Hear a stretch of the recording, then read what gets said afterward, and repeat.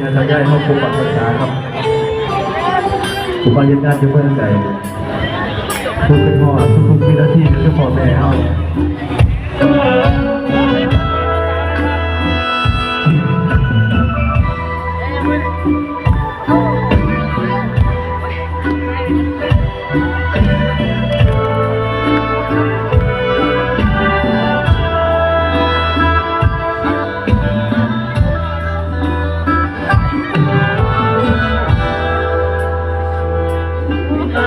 จงจ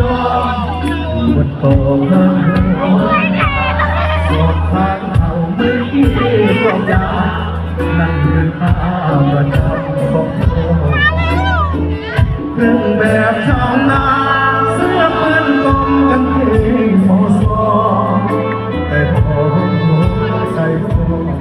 ให้คุณพ่อและพ่อบอกเด็กโอ้ยยากเย็นโอ้โหแต่คุณต่ำทำเพื่อครอบครัวความสนทุนต่อทนให้เสร็จ